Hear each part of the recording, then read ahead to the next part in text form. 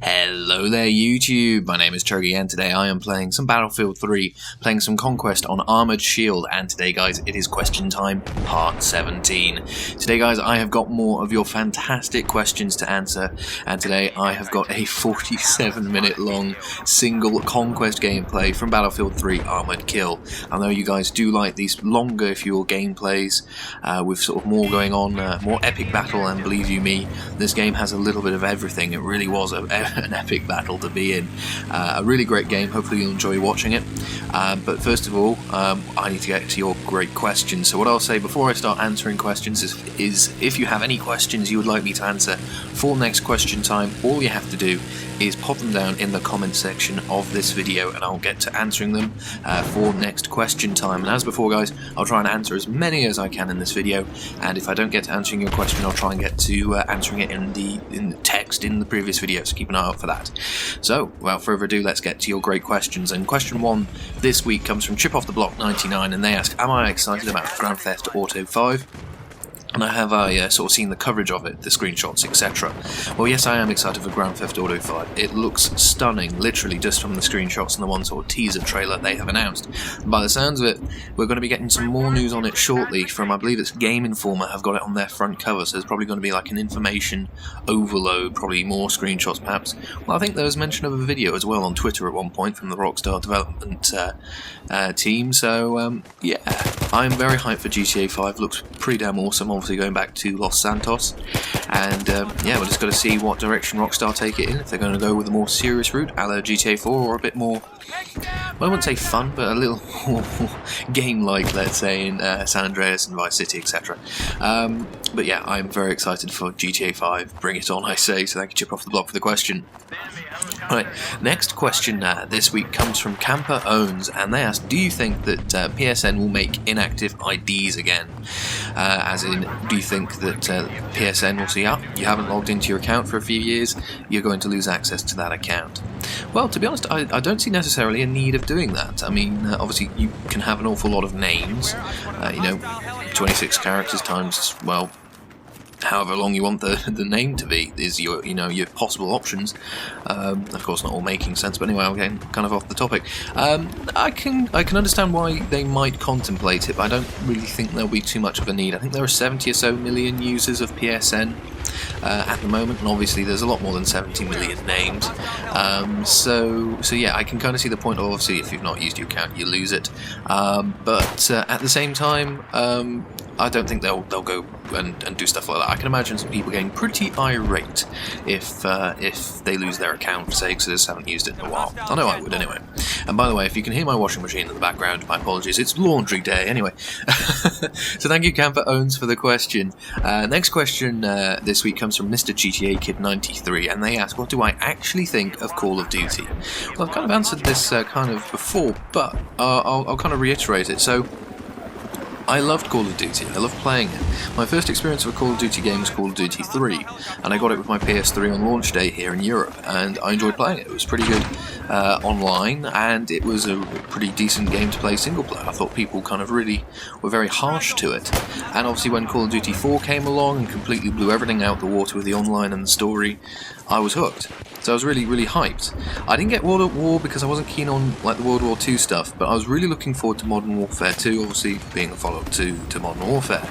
And it's at that point really that I started to kind of lose interest in the Call of Duty series, because it was it wasn't quite necessarily a case of copy and paste, but you could see that there hadn't been too much, changed or added, and that has kind of continued from there on. So to be honest, I've just got bored of them because they've become relatively similar. The reason I went to Call of Duty, or back to Call of Duty and Call of Duty 4, is because it was so different, because it was completely revolutionary in what it was doing. And I just haven't had that from Call of Duty. It's fun enough to play, but the thing is just the way the game structures itself. At this point in time, it rewards, well, selfish play, let's say. So hiding in corners, not working together, that kind of thing. Well, perhaps I'm saying this because I like playing more team-oriented games. I don't know, but yeah, certainly if I go into a game with like headquarters or something with people I don't necessarily know, I don't know if they'll be playing the actual objective or if they'll just be going for the KD ratio or whatever. So I used to love playing it. But really, a combination of the fact that the game got fairly samey to me, and just the way people were playing it kind of drove me away. So, yeah, kind of a bummer, really. And from what I've seen of Black Ops 2, yeah, it's different, yeah, it's futuristic, but I can still sort of see the sameness, and certainly from what I saw of people playing at Eurogamer, what they were doing, it was the same, you know, hiding in corners, waiting for people to run by, all this, and these were guys who were queued up for like an hour just to sit in a corner to wait for someone to run by to win a t-shirt. So, yeah, I used to like playing Call of Duty, I don't now. I do go back to it occasionally just to see what it's like, but normally I stop playing after maybe 10-15 minutes because it's still... I digress. Anyway, so there's my honest opinion, Mr. GTA Kid. Thank you for the question. Next question comes from the Alpha Stick, and they ask, it's kind of a random question, but, their wording is a random question, but what's my view on childhood relationships, let's say 14, 15, I'll take that as, you know, being 14, 15 years old. Well, the thing with growing up, and this is, I think, true really for everything, really, to be honest, rather than just relationships, is as you're growing up, you're normally doing things for the first time. You're learning about the world, you're learning about how things work, how things are structured, and obviously you're learning about relationships. So I got no problem with 14, 15, whatever-year-olds having relationships. You know, I've been there, I've done that, but the one piece of advice I guess I could give at this point of view is bear in mind that you're still 14, 15, say. You've got a long old life ahead of you. I mean, I'm only 22, and thinking back to when I was 14, 15, it feels like a decade ago. I mean, it wasn't.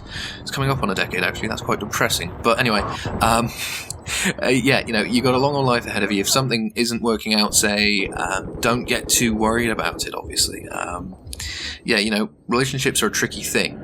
They're awesome when they're working well, but obviously when they're not, it's kind of a pain. So my opinion on it, yeah, I see no problem with you know, teenagers, whatever, having relationships. But if you want a sage piece of advice, I guess, you know, don't sort of think, oh, the world is over the second something goes wrong, because believe you me, things can be worked out, and if they can't, there are still other options, you know, later on in life. So it's all cool. It's all cool. Anyway, thank you, Alpha Stick, for the question. It's an interesting question indeed.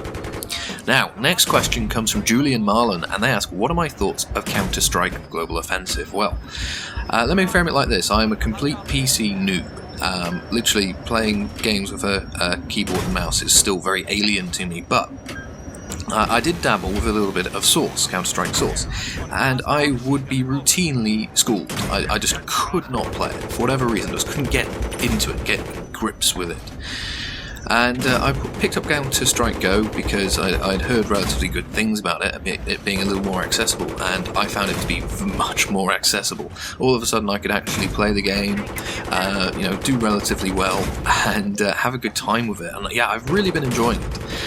You know, I haven't played much Counter-Strike, so I don't know how it compares to previous games. I know there's some bones of contention with this should be like this, and it is in the old days and whatnot. But no, as just personally, I've really enjoyed playing it, and yeah, I'm just really annoyed that for whatever reason, Sony in Europe haven't released it on the PS3, so I can play with my friends on the PS3 as well as the PC. Annoying. But never mind, that's something for another video, that rant. So yeah, in short, really enjoying Counter-Strike Go on the PC. Hopefully we'll get it on the PS3 soon. That's all I'll say. So thank you, Julian, for the great question. Next question comes from TomJake767, and they ask an interesting question, and it's perhaps one that you wouldn't really pick up on unless you were kind of looking for it, but it's a valid question nonetheless. Now, on some websites, and just in general, you will see, obviously, the ability to choose what language you want to see the website in, say, as well as websites. And so there, you know, you have your list of languages, and then you'll have English. And sometimes, instead of, say, the Union flag, representing, obviously, Great Britain, England, whatever, you'll have the US flag. And Tom's question is, you know, does this wind me up? Does it get under my skin? And in short, yeah, it does. And I'm sure that there are other instances of, you know, one country using the same language and putting their flag to it. Now, there are differences, first of all, between American English and English, and that's not Cockney rhyming slang English, this is just English spoken in England. There are differences in spelling, pronunciation, I mean, route. No disrespect to, you know, to my American viewers, but route, it makes me want to punch something when someone says route. Route, there's an E, and a U. Sorry. there are differences in the language. I think there should be two options in general. That's my point of view on it, and I'm guessing that there'll be similarities with other languages. In fact, well, I know that there are. For instance, I'm half Canadian. My family's in the Quebec sort of province, and I know for a fact that the French they speak there is. Well, I wouldn't say it's completely different, but it's quite different to the French spoken in France. So, if there was a difference, say a Canadian French, you see, it is in that case there, they do differentiate it, Canadian French and French French. So yeah, well, I'll get to it like this. Yeah, the long and short of it is, yeah, it does annoy me, and yeah, I kind of go, I want English, not US English. So. Yeah, in general, it does annoy me, but it's something really which, to be honest, at the end of the day, I mean, the point of language, just in general, this is a very high-level point. The point of language is to express meaning, convey what you want done, and if you can understand the rough gist, the rough idea that someone's trying to get across, the language has done its job, and you can do that in either way. But just as a stickler for things being right, yes, I'd like my English, thank you very much. So thank you, Tom, for the question. Great question. Next question comes from Death in Flames, and they ask, do you believe that the BBC series Our War is a triumph for showing reality to video game users? So I'll explain what Our War is first of all. So essentially, we have obviously troops stationed out in Afghanistan working to sort out Afghanistan security, obviously with the Taliban and things going on there. And what the BBC did is they gave a load of cameras to soldiers who were deployed there, and they had this sort of cameras recording as they were in action and just doing their sort of day-to-day life. Think of it as like a video diary. And, well, first of all, if you get the opportunity to see it, I highly recommend it. It's a fantastic series because you really do see the amazing work that soldiers in general do. And you would never really see that, I guess, unless you were an actual soldier. So it's a real eye-opener. And I guess this is where Death in Flames question comes from, because, as with many things, virtual and real, there are massive differences. And having watched just a few episodes of Our War, I kind of took, great appreciation of the incredible work that, well, for instance, being British, that the British soldiers do out in Afghanistan, and just in general. I play Battlefield, I play other shooters, and it's a game to me, right? It's just a matter of, let's just win the game. If I get shot and die, I respawn. That isn't the case with these guys. It really does open your eyes, and makes you appreciate a lot. So really, to answer the question, yeah, I think it really is an eye-opener of what the real-world reality of soldiering today is like. And yeah, it's an incredible series all in all, guys. If you get an opportunity to see it, do go and see it. But yeah, it really does show the difference between virtual and real, I guess so. Yeah, thank you very much for the question, sir. Great question. Next question comes from Megadude599, and they ask, which do I like better, the JMG 90 or the L96? Nice easy one here. L96 every day of the week. The L96 to me just feels a little bit tighter in just the way it fires and it handles. The JMG is powerful, it feels very powerful, but it feels quite loose. I kind of equate it actually to using the L85A2 and the F2000. In terms of the L85, feels very close and tight when you fire it, of course, but the F2000 very fast, very powerful, but also a bit loose. Anyway, so yeah, L96 every day of the week. I think I'm just more used to it, to be honest. So yeah, there we go. Thank you, Megadude, for the question. Next question comes from Charnel8, and they ask tea or coffee and chocolate or plain digestive to go with it. Well, I'm not much of a tea drinker, so it'll be coffee, and it would have to be a chocolate digestive. Stool Joey here from Friends. Chocolate good, biscuit good, chocolate biscuit good. Chocolate biscuit every day of the week. Thank you very much, Charnel8. Great question. Next question comes from Incredible Afghan, and they ask, do I think that Lewis Hamilton will be, or where do I think Lewis Hamilton will be driving next season? And in my opinion, is Fernando the best driver currently? Well, we kind of know where Lewis will be driving now, just due to the time difference. And again, guys, my apologies about the fact I've been away for a little while. Yeah, Lewis will be going to Mercedes, and if you want my personal opinion on that, I think it's a massive mistake from a Formula 1 point of view for Lewis to do that. I doubt he'll be winning championships there in the very near future. It's pretty clear that whoever's managing him is after either the money he could be getting into or the fact, the promotion that Lewis will get, and he'll become a brand. And as someone who is interested in Lewis in terms of his racing talent, I'm not particularly interested in how well he can sell some aftershave or something. So I think that's a bit of a mistake. I digress. Do I think Fernando is the best driver currently? Tricky question. For me, he is all-round, like the best all-rounder, much like the M16 in Battlefield is the best sort of all-round weapon. It's not the best at anything, but it is pretty damn good at everything, and I think Fernando is pretty much the same. He's done a sterling job in the Ferrari this year. Obviously, you know, when you think back to Melbourne, what a dog that was, and look at it now. Yeah, he's done an amazing job to get where he is. The career race is literally just finished, so he's now second in the championship to young Mr. Vettel again. But yeah, I think all in all, if you had to have like a best jack of all trades driver, it would be Fernando. If that make him the best overall currently, that's a trickier question. I might need to get back to you on that, I think. So yeah, thank you, Incredible Afghan, for a great question.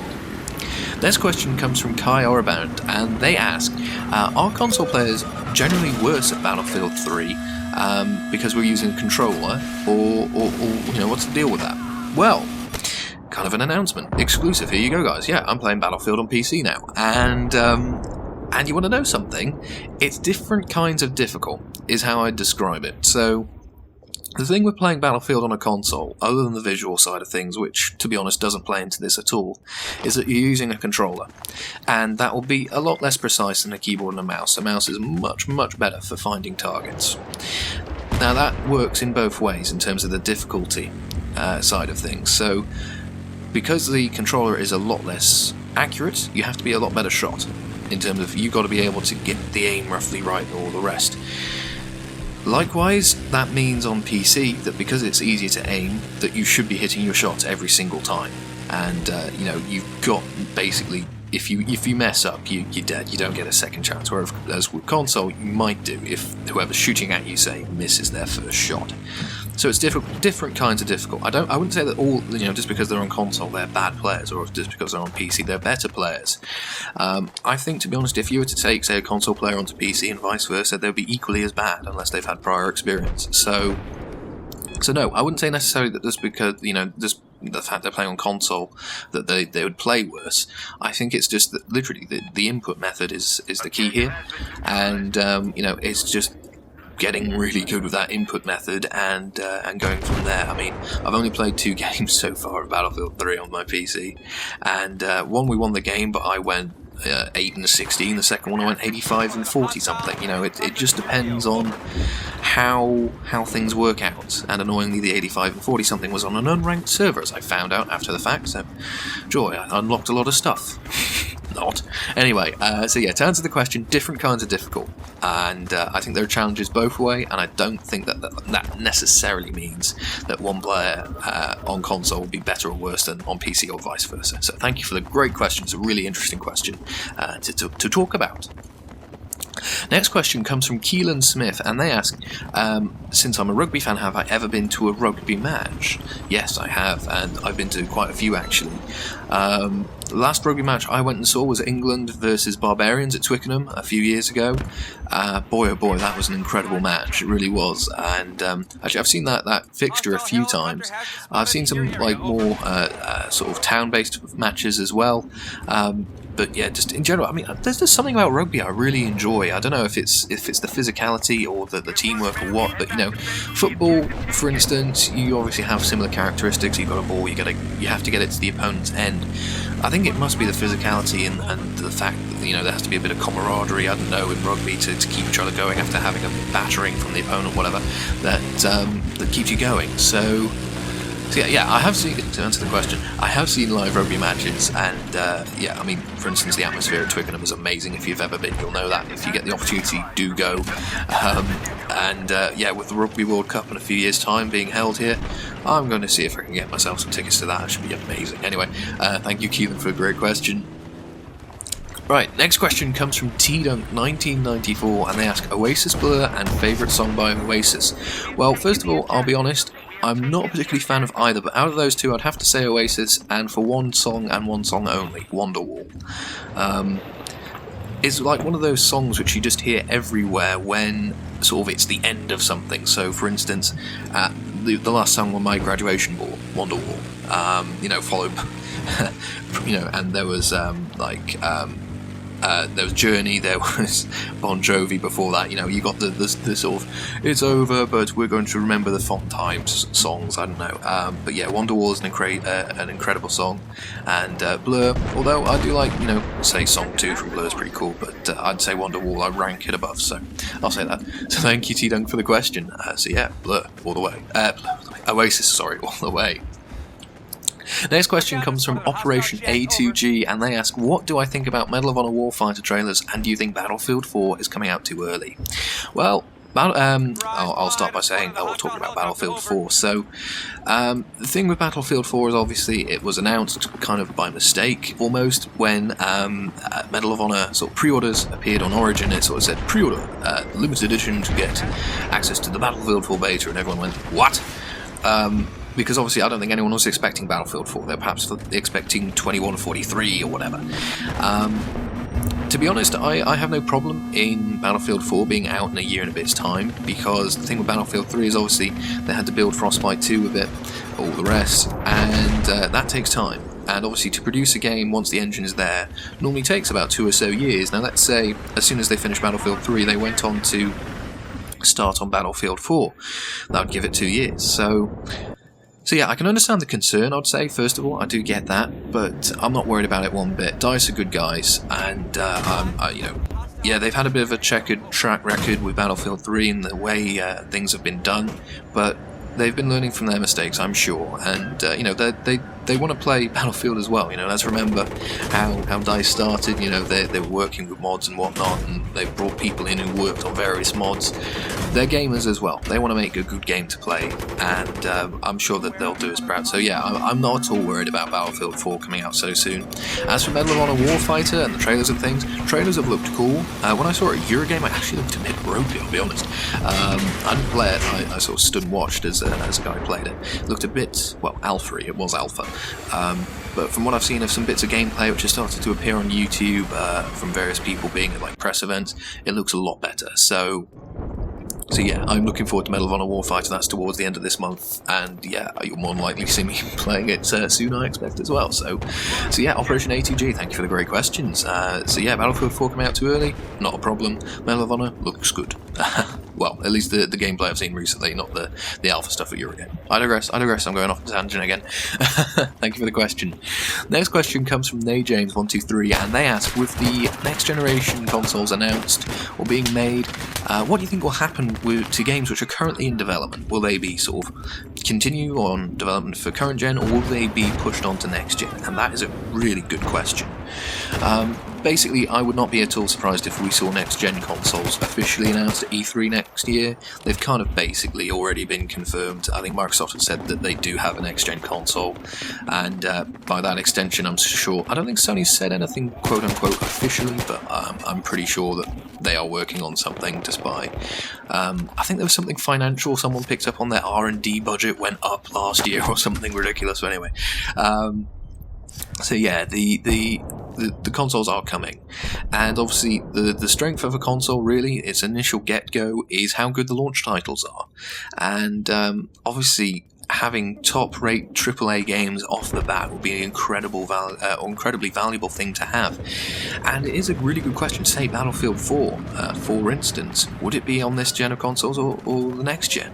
Or might we get a situation where it's on both? Who knows? The thing with the next-gen consoles is, at this point in time, they're an unknown entity in terms of the final hardware inside. Now, I'm sure that there'll be more, they'll be closer to what we've currently got as, like, current-gen PCs. I know that's a really stupid thing to say, but current hardware in PCs. But you know, you never know with the way these things are architected or the rest. So really, I think what's more the deciding factor here is the hardware, and I think the sooner that Sony and Microsoft, say, can get things sort of written down, okay, this is going to be the settings, this is going to be what's in there, then I think we might start to see things. And depending on which games, well, to be honest, when I think about it, there aren't too many games for, let's say, 2014, 15-ish, which have been announced at this point. You have Battlefield 4, which is going to be 2013. After that, we kind of don't know too much. So, who knows, really? I mean, I'm sure there's already games in development for launch on these devices. So, I'm not sure about anything currently in development, but I'd expect maybe like the next iterations to say, if we've got Assassin's Creed 3 now, we might see Assassin's Creed 3 or 3 subtitle, whatever. Perhaps, who knows, who knows. So yeah, a really interesting question. I don't really know. Yeah, it's a really interesting question, Day James, and it's going to be a tricky one for the publishers, I think, more to answer. So, great question nonetheless. The next question comes from Vordays, and they ask a kind of a question about stereotypes. So basically, a few years back, apparently Jeremy Clarkson, that well-known sage of Britishness, said the EU, which is a big thing in Belgium, which is the kind of stereotypes that you know, kind of that snobbishness almost that Europeans have with Brits. So yeah, what's my opinion of stereotypes and the political union of Europe and also Portugal, which is where Vordays is from. So what I'll say about Portugal, I've never been to Portugal, but I know people who've been to Portugal and they've said nothing but nice things. So it's somewhere that I do want to go. I want to go travelling at some point in my life. So that's somewhere I want to go as along with sort of Asia. I want to sort of see India and Japan and China and stuff as well. But yeah, Portugal I've not been to yet, but I think I will be from what I'm hearing. It's nothing but nice things. That's cool. Now, stereotypes of and just in general Europe. So I'll be brutally honest with you. At this point in time, this point in history, personally, I'm going to to speak in my opinion for my country. I think it'd be better if we weren't in Europe. Personally, I think that there's bits of bureaucracy, bits of red tape which are keeping Great Britain back from doing things which we could potentially be doing. That and, for instance, the whole financial situation, say with Greece, say with Spain, which is like a constant thing in the back of the mind of Europe. Crikey, we've got some pretty serious member states here which could go bankrupt. Yeah, it's a pretty worrying time to be in Europe, and I think we're okay on our own roughly. Let's just take a moment and look after ourselves for a bit. I mean, the whole thing with Europe is it all comes back from the 70s with us here in the UK, where basically we voted to be part of the trade union, whatever. So basically there was no sort of quotas or tariffs or anything between any of the countries in Europe, but it seems to have grown into more of a political thing now, and I'm not so cool with that. I'll be totally honest, I'm not so cool with that. So yeah, that's my god honest opinion. I'll say that much. And as for stereotypes work both ways. I mean, for instance, I went on a French exchange when I was at secondary school, and it was funny. My French exchange partner basically sort of said to me one day, we talk about stereotypes, of course. British stereotypes of the French are all, cheese eating, snail eating, etc. If I wanted to quote Jeremy Clarkson's Surrender Monkeys, but likewise the French have stereotypes for us, roast beef eating, silly hat wearing, all the rest. So yeah, stereotypes work both ways, of course, in a pleasant way. Let's not get too nasty about it. Portugal is a nice place from what I've heard about it, and Europe, personally, I'm not so keen. So I'll say that much. Thank you, Vordays, for great questions, really interesting questions, as always. Next question comes from PPK909, and they ask, do I like the horror which is NASCAR? And what do I consider the most overpowered weapon of any class in Battlefield 3? Well, to answer the first question about NASCAR, I actually do quite enjoy watching NASCAR racing when I get the chance to see it. And most people kind of go, why on earth? It's just people turning left for a few hours. Well, yes, yeah, okay, the circuits aren't exactly complex, but the racing which goes on them is. So the cars, first of all, weigh a lot, which is a challenge in their own way. They also are going pretty damn quick, 220 odd plus miles an hour. Combine that with a heavy car, you need driver skill to control that, so fair play. On top of that, you have sort of all the various strategies and tactics you can start playing in, drafting and all the rest. The best way I can kind of describe it is chess at 200 miles an hour plus, where basically you might be in the lead of one lap, but because of slipstreaming and everything else, you might be nowhere on the next. So yeah, it's an interesting thing to watch just to see how it all plays off and all the rest. So yeah, I do quite like watching NASCAR, I'll say that, which might be a bit of a surprise. Now, what do I consider to be the most overpowered weapon of any class in Battlefield 3? That's a really tricky one, So I wouldn't call it overpowered, but I think it's too much of a good all-rounder, and it's the M16. Now, it has had a few changes as of the last patch, but the thing with the M16 for me is it is very good at range, it is very good up close, and it's got very quick reload, it does very decent damage, well, the same damage as most of the assault rifles in the assault kit, and personally, it's not that the M16 is overpowered, I don't like the fact it's so versatile. I mean, take the G3 for instance. It's good at close range because it does so much damage. It's good at long range because the bullet is, well, powerful basically. But there's a massive payoff, loads of recoil, and a very small clip size.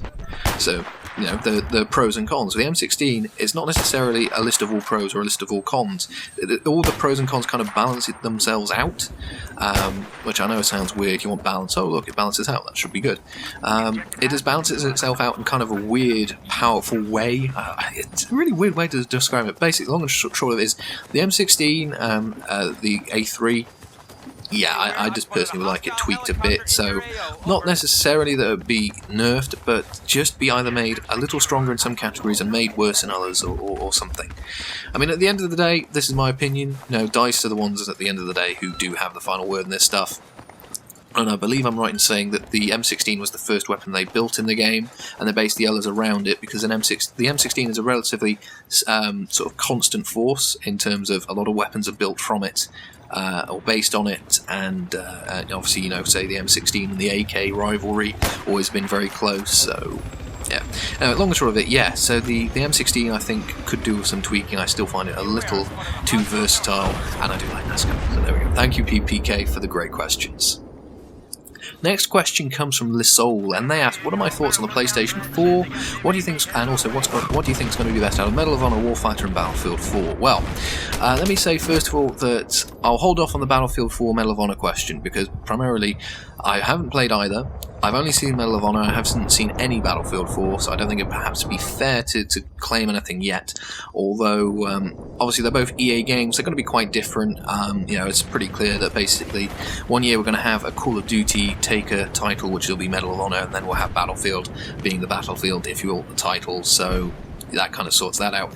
What are my thoughts on the PlayStation 4? Well, as I kind of said before, really, it's coming, I'm sure, and I expect, in general, it will be on par with, current hardware and PCs. Now, the interesting thing with the PlayStation 4, and I'll warn you now, this is going to be a technical thing, so if you're not into sort of the techie, technological geekery, you may want to drone out the bleh now, whatever, the boringness now, but there's talk of them going to the x86 architecture for the processor, and that is an interesting step, because to date PlayStation has always been running power-based processors, and what this means in non-technical speak is basically it's like a difference between petrol and diesel in your car. They both kind of do the same thing, but they work completely differently, and it means that there'll be compatibility issues. So, for instance, my whole back catalogue of all my games won't work necessarily on the PS4 if it's x86 without emulation. But having said that, x86 is the same thing which is used in the Xbox, and the x86 architecture is what's used normally with distributed computers, so Windows, Linuxes, Unixes. And obviously a lot of people develop on those platforms, so it should be easy to develop on, so we might be able to see some more fancy games more quickly. So that's kind of the trade-off. So yeah, I'm obviously a PlayStation fan, so I'm looking forward to the PlayStation 4, but it'll be interesting in terms of the hardware they put in it, and especially the processor choice, because if they do go with a new processor, that's going to leave some interesting questions in terms of their back catalogue, because that always used to be a selling point of the PlayStation. Look at all these games you could play. Anyway, I digress. So yeah, I'm looking forward to the PlayStation 4, and well, we'll just have to wait and see with Medal of Honor and Battlefield. We'll see. Next question comes from Dr. BCDPS3, and they ask, who are my favourite Battlefield content producers on YouTube? Well, this is a really tricky question, right? Because I tend to watch a little bit of Battlefield from quite a few people. But what I will say is, basically, I watch people's content for various reasons. Now, if I want sort of the technical lowdown, or what's going on with weapon balancing, whatever else, just the general stats and things, there are two guys I go to, Rival X Factor and Level Cap. They're pretty much the guys who do a lot of, you know, detailed stat stuff, and then just general talk about the Battlefield community and what's going on there. So yeah, I watch a lot of stuff from them, but at the same time I watch quite a lot of, if you will, for fun stuff, which some guys make. So obviously the big example here is Bijapal, and he made sort of the Operation series, and he's now doing some other games as well, just completely crazy, you know, madness style, much like that shot there, which I have no idea how that guy didn't kill me. Anyway, I digress.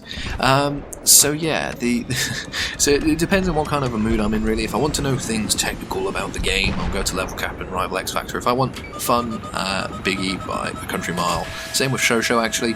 Actually, speaking of Shosho, I have a massive thank you to ask, or to tell all of you.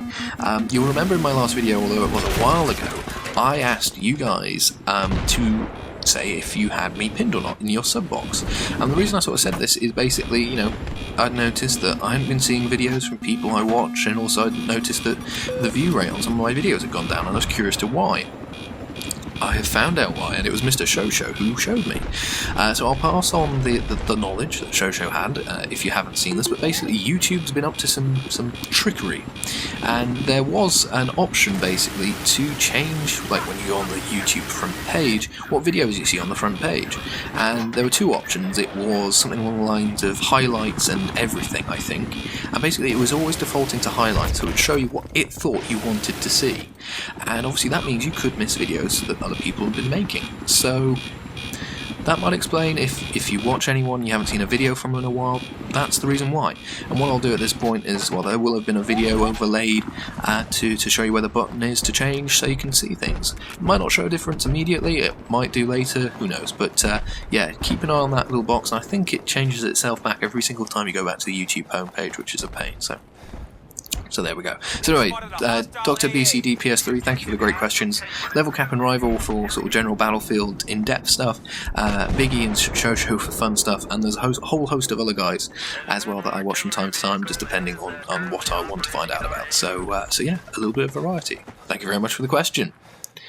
Next question, or two questions I should say, comes from that Blazing Angel, and they ask, first of all, what is my opinion of the new Scar Light, and what do I think should happen with, like, the Olympic Stadium now that everything's over and done with?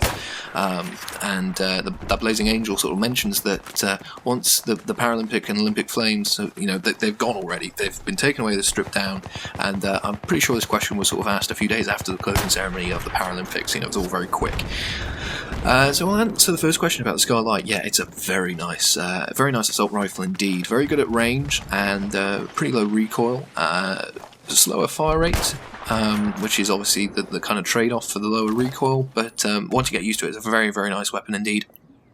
You could almost use it as, like, if you wanted to, say, jump between the like a faster automatic, let's say like an AEK F2000, whatever, to like a G3, which is a much slower firing rifle. The Scar Light would be a good intermediate step. But yeah, it's a really nice rifle all in all, and I've enjoyed using it. I've got several hundred kills with it. I got those pretty quickly after the Close Quarters DLC dropped. So yeah, I'm very impressed with it. And if you want to run and gun with it, it's a little trickier because obviously the slower fire rate. But basically, my setup with it is either I run the heavy barrel or the flash suppressor, depending on what I'm doing. And I have the holographic and nothing on the sort of the underslung attachment, because well, as mentioned, when one of the previous patches they kind of changed up all the attachments, and you know, if you have, say, a silencer and a foregrip, they cancel each other out, the effect. So basically you've got a stock weapon again. So yeah, be aware of those changes. Don't just attach things because you have the option to attach them. They might actually make the weapon worse. So yeah, run and gun. Try and avoid those situations. If you do find yourself there, fire from the hip. Don't bother aiming because the hip fire is pretty good actually with the Scar Light as well, when I come to think of it. But yeah, that heavy barrel, you know, just the even less recoil, flash suppression, it's the same, and yeah, holographic just to give you a little more magnification for those longer range shots, which should do you well there. Now, as for the Olympic Stadium, this is a really interesting question because well, the Olympics obviously, first of all, great success, and again, you know, I've said this before, it was a great event, very proud to be British. Amazing that it all came together so well. As for the future of the stadium and everything else, well, they're going to be taking a whole load of seats out of the stadium because there's just not needed for the capacity. But the question is, what's going to happen to sort of the Olympic Park?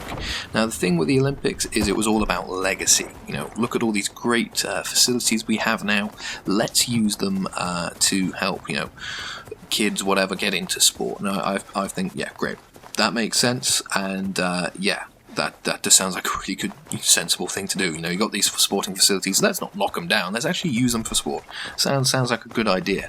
But there's sort of wider questions about what to do with the facilities. Like, for instance, I'm pretty sure a football club's going to be going into the Olympic Stadium to use it as their, like, main stadium. I mean, heck, I think there's even talk about putting a Formula 1 track in there. You know, just to have a race in the City of London. To be honest, I think the Olympics, they need to kind of have a lasting legacy in themselves. You know, that one summer where Britain sort of went to the world, come on, let's have a jolly old game of sport, and everyone had a grand time, and yeah, it kind of just unified everything really nicely, and I think that needs to be emphasised in the legacy, whatever happens, and whatever happens to the actual site, I think it needs to be done with great care. And hopefully, that Olympic Park can remain a sort of, you know, a sign of a really great summer of sport, and moreover, how wonderful sport can be when it all comes together. Wow, I'm getting quite high, you know, quite philosophical about sport now, aren't I? So yeah, to answer the question, it's a tricky question. Obviously, you know, the sports facilities are there. It makes sense to use them for sport. If it's just, you know, social clubs or whatever, yeah. Get people into sport, that's no problem. As for a wider use, be it football clubs, Formula 1 tracks, whatever, obviously money's going to be a factor in here. Most things have money as a factor.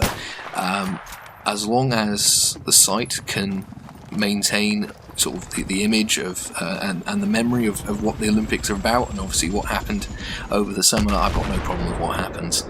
It just depends, really. So yeah, surprisingly, a really philosophical sort of take. Thank you, that Blazing Angel, for a great question.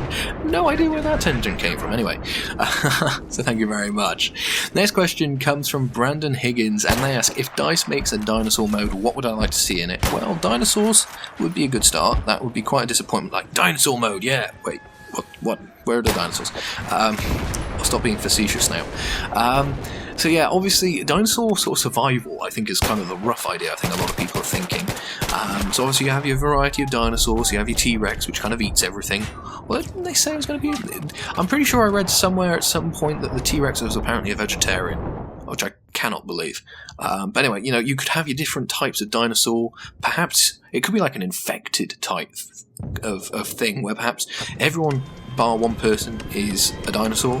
The dinosaur kills someone, they become a dinosaur. Like, you could have different class of dinosaurs. Like, you could have the flying ones, I don't know the names. You could have a flying one, you could have the big one with a long neck, like just swimming around, neck comes out, rah, and eats them. I'm perhaps being a bit childish with this, but you could do some really neat things. You know, class-based dinosaur warfare just sounds actually incredibly awesome. So yeah, I'm now even more hyped for this now. So yes, make it happen, DICE, thank you very much. But yeah, seriously, yeah, class-based warfare with dinosaurs, like an infected style thing, that would be really cool. I want to see that now. I really do want to see that. That'd be awesome. Anyway, I digress. Brandon, great question, and somehow, yeah, that's really put an interesting sort of idea in my head. There we go. Great question. Thank you very much for it. Blimey. Right, next question comes from Jordan Tasker Frost, and they ask, which would you marry, rich and ugly or poor and beautiful? If so, why? Well, I'm going to have the standard sort of cop-out answer and go for personality is more important, and I do mean that. I do think, you know, in general, you know, your current status in terms of money, in terms of beauty, whatever, can change very quickly and very suddenly. So if you base your kind of decisions off those two factors, I think that you may find that things don't go as well as you might have wanted. Whereas personality normally is something which stays pretty constant. So I personally, I look for personality over anything. But if I had to marry out of those two, I would probably say poor and beautiful. Reason being that at least being poor, you have an appreciation of what you could work to. If you're rich, if you had it all, I think I would be quite lazy and quite snobbish. So I think I would change more than that. So poor, being, you know, obviously having things a little hard up, I don't know, at least having something to work towards, and obviously beautiful is nice, so I'll say that. So, interesting question there, kind of like a double-edged sword, I like that. Thank you, Jordan, for a great question. Let's have a look here. Next question. MBC Thunderstruck asks, are you going to be buying Far Cry 3? Yes, I am. And actually, this is something I only realised after I uploaded the video. I actually did play Far Cry 3 at Eurogamer, but I completely forgot about talking about it, because I got on to talking about Grid. Yeah, Far Cry 3 is really neat. Let me put it like this, in the thing they had at Eurogamer, it's basically what they showed off, I think, at Gamescom and perhaps E3, where you have to climb up like a radio tower, and then things get unlocked, and basically we had 15 minutes to sort of play around. So basically I went up the radio tower, there's a camp you could go and raid, went to go and raid that, and you have the bow and arrow. It seems like everything's got bows and arrows all of a sudden. So I had the bow and arrow, and somehow, I don't know how, but I selected a flaming arrow, and I fired it, and it just so happens to hit a guy on a roof. He caught fire, starts, you know, dropping and rolling to get rid of the fire. Then the freaking house below him catches fire, and there are people inside. You see these people running out on fire. So I had quite a laugh playing it, and if it can keep doing that kind of thing, I am going to enjoy it very seriously. So yeah, I will be getting Far Cry 3 based off the stuff we'd seen previously at other conferences. I was kind of like, yeah, this is going to be fun. And having played it and had that experience, yeah, I really did enjoy playing it. It was a lot of fun. So yes, in short, MBC Thunderstruck, I will be. Thank you for the question. Next question is from Selly Minecraft, and they ask, in your opinion, what's the hardest weapon to master, and what is the easiest? And also, how did I get into racing in Formula 1?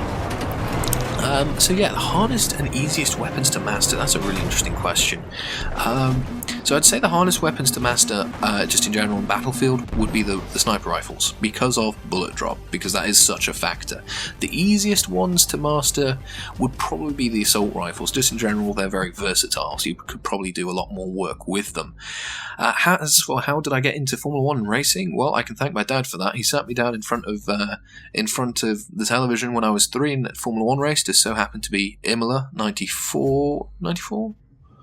Yes, because I was about to turn 4 like a few days after the race, and yeah, poor old Ayrton and Ronald Ratzenberger lost their lives. That was quite an introduction. So yeah, that race got me into the sport, and I've been following it ever since.